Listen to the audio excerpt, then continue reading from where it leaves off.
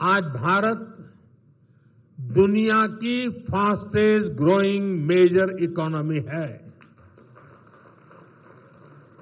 पिछले 11 इयर्स में हमारी इकोनॉमी 10वें नंबर से टॉप 5 में पहुंच गई। हम बहुत तेजी से टॉप 3 इकोनॉमी बनने की ओर आगे बढ़ रहे हैं। ये स्पीड हमें कैसे मिली है? ये स्पीड हमें रिफॉर्म, परफॉर्म, ट्रांसफॉर्म की स्पिरिट से मिली है। ये स्पीड हमें साफ नियत और ईमानदार प्रयासों से मिली है। आप याद करिए, 2014 में मेट्रो सिर्फ 5 शहरों तक सीमित थी, 5 सिटीज। अब 24 सिटीज में 1000 किलोमीटर से ज्यादा मेट्रो नेटवर्क है।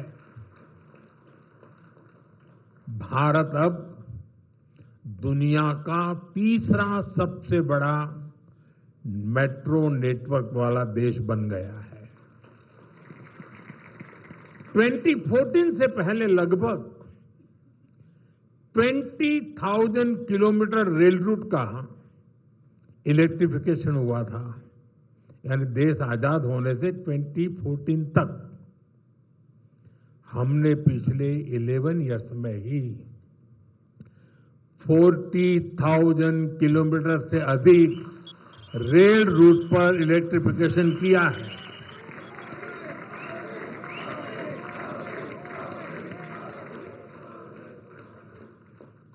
साथियों, जल, थल, नभ कुछ भी अछूता नहीं रखा है। फ्रेंड, जमीन ही नहीं, देश की उपलब्धियों का परचम आसमान में भी लहरा रहा है। 2014 तक भारत में सिर्फ 74 एयरपोर्ट थे। अब इनकी संख्या बढ़कर 160 से ज्यादा हो गई है।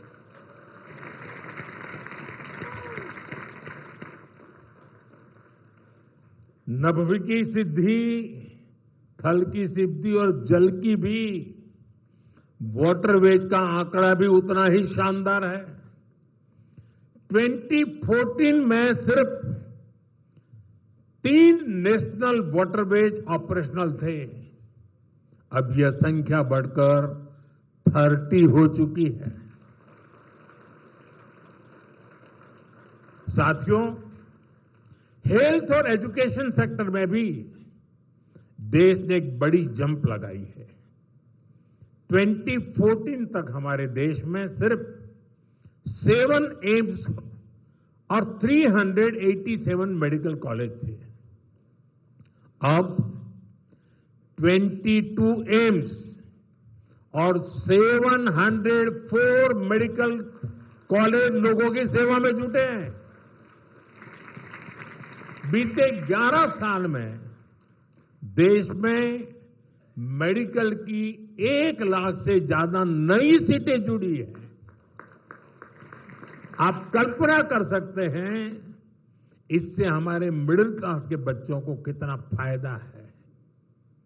इन 11 वर्षों में IITs की संख्या भी 16 से बढ़कर 23, ट्रिपल IITs की संख्या 9 से बढ़कर 25 और IIMs की संख्या 13 से बढ़कर 21 हो चुकी है। यानी आज स्टूडेंट्स के लिए हायर एजुकेशन में ज्यादा से ज्यादा मौके बन रहे हैं। साथियों, आज देश जिस गति से आगे बढ़ रहा है, उसी गति से गरीब और वंचित का जीवन भी बदल रहा है।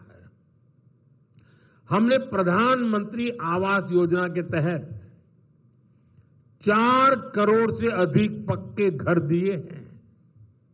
अब हमारी सरकार 3 करोड़ घर और बनने जा रही है। हमने सिर्फ 11 इयर्स में 12 करोड़ से अधिक टॉयलेट्स बनाए हैं। इससे देश की करोड़ों माता बहनों को गरिमा, स्वच्छता और सुरक्षा का अधिकार मिला है।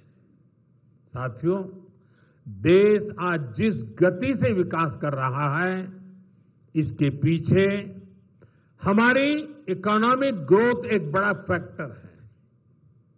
आप देखिए, 2014 से पहले भारत का टोटल एक्सपोर्ट $468 बिलियन तक पहुंचा था।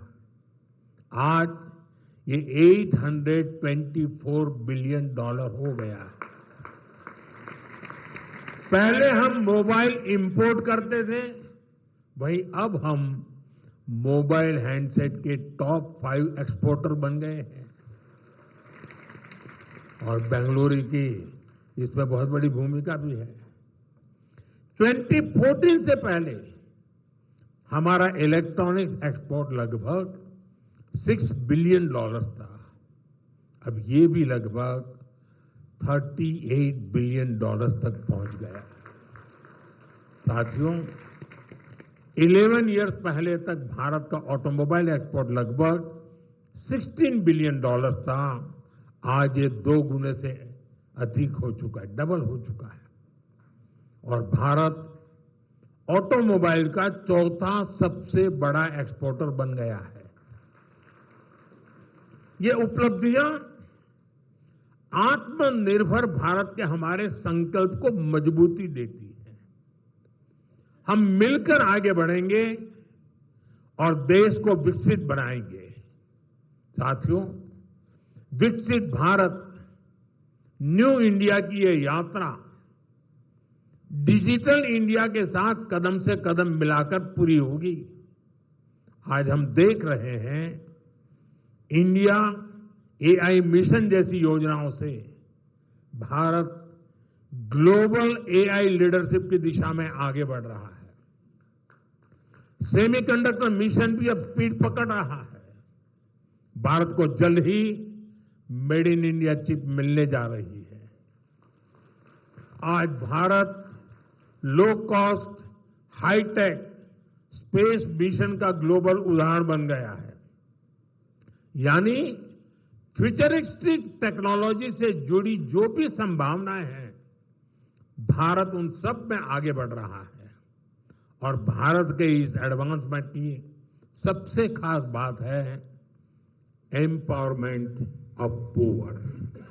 आप देखिए, आज देश में डिजिटाइजेशन का दायरा गांव-गांव तक पहुंच चुका है। यूपीआई के जरिए दुनिया का 50% से ज्यादा रियल टाइम ट्रांजैक्शन भारत में हो रहा है। दुनिया का 50%। टेक्नोलॉजी की मदद से हम सरकार और नागरिकों के बीच की दूरी कम कर रहे हैं। आज देश में 2200 से ज्यादा सरकारी सेवाएं मोबाइल पर उपलब्ध है।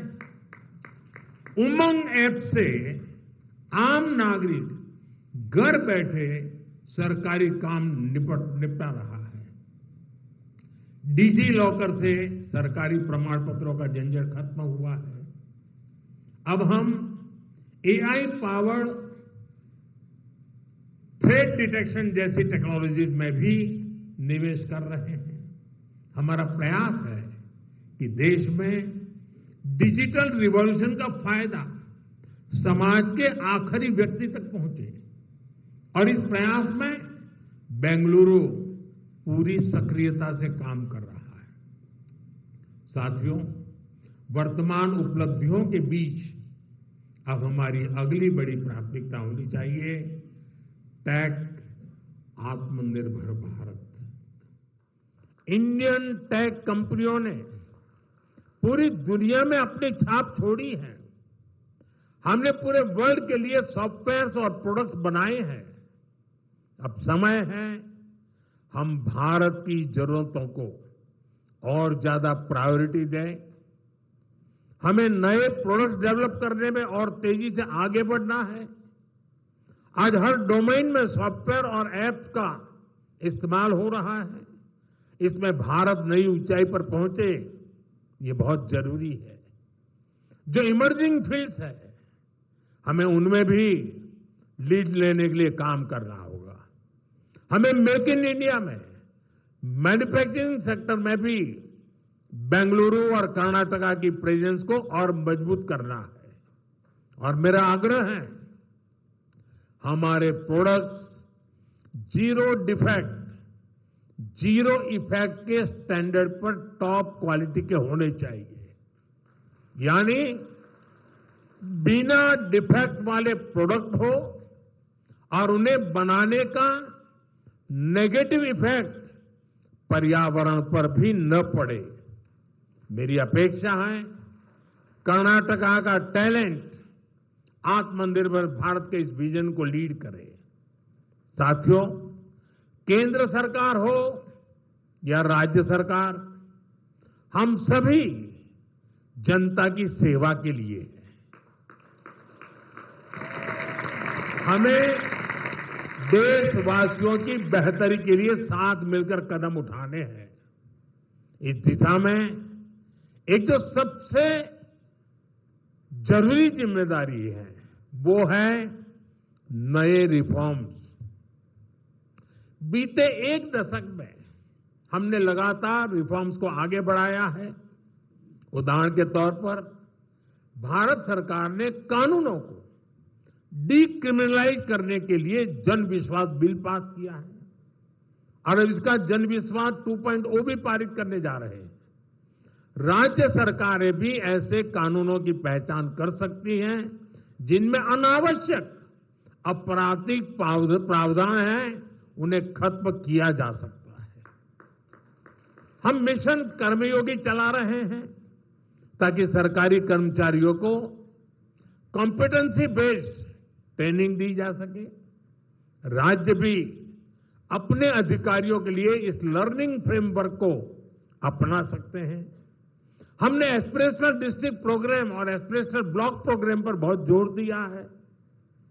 राज्य भी इसी तरह अपने यहां ऐसे क्षेत्रों की पहचान कर सकते हैं जिन्हें विशेष ध्यान की आवश्यकता है। हमें राज्य सरकार के स्तर पर भी नए रिफॉर्म्स को लगातार पुश करना चाहिए।